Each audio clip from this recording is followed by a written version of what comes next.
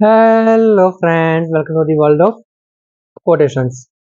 मेरे दोस्तों, मेरे मित्रों, ऐसा कहा जाता है कि सुनने की जो कला है वो बहुत महत्व रखती है और उससे भी ज़्यादा हम क्या बोल रहे हैं वो और ज़्यादा महत्व रखता है।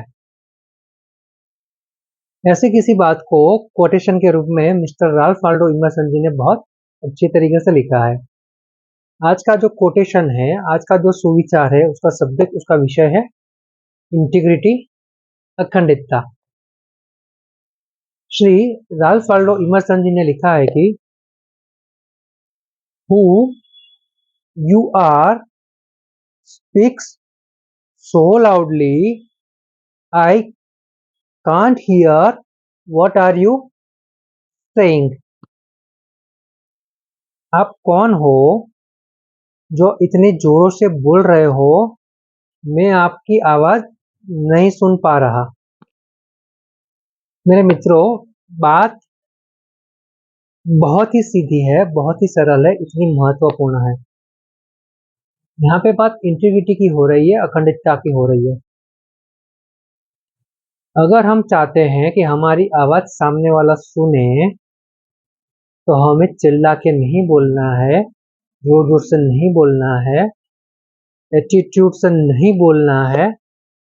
अगर ये करेंगे तभी सामने वाला हम क्या बोलना चाहते हैं वो समझ पाएगा।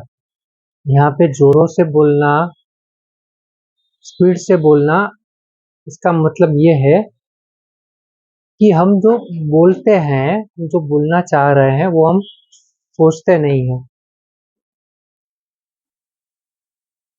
जैसे ही हमने कुछ कार्य किया, उस कार्य में अगर हमें सफलता नहीं मिली, उस कार्य में कोई बाधा रूप हुआ या उस काम को करने में हम खुद ही असमर्थ रहे, हमने खुद ही इतने प्रयास नहीं किए, तो हम तुरंत ही अपनी ओर से चिल्लाना शुरू कर देंगे। तो वहां पे इंटीग्रिटी खत्म हो जाती है, अखंडितता खंडित हो जाती है। मेरे मित्रों, जोर से बोलना, झड़प से बोलना, ये एक ऐसी प्रक्रिया है, एक ऐसी एक्टिविटी है जिससे सिर्फ हम खुद परेशान होंगे, क्योंकि हम जो बोलना चाहते हैं वो हमारे आवाज में सामने वाले को सुना ही नहीं देगा। वो समझ ही नहीं पाएगा कि हम कहना क्या चाह रहे हैं।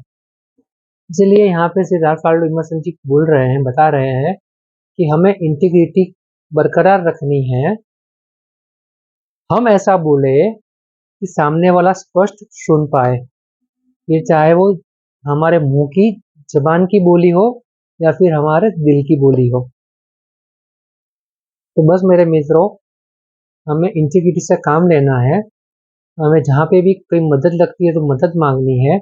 जहाँ पे भी हम कुछ सफल होते हैं तो हमारे पाँव जमीन पर रख के खुश होके धीरे धीरे आगे बढ़ना है और हमेशा इंटीग्रिटी के साथ बरतना है।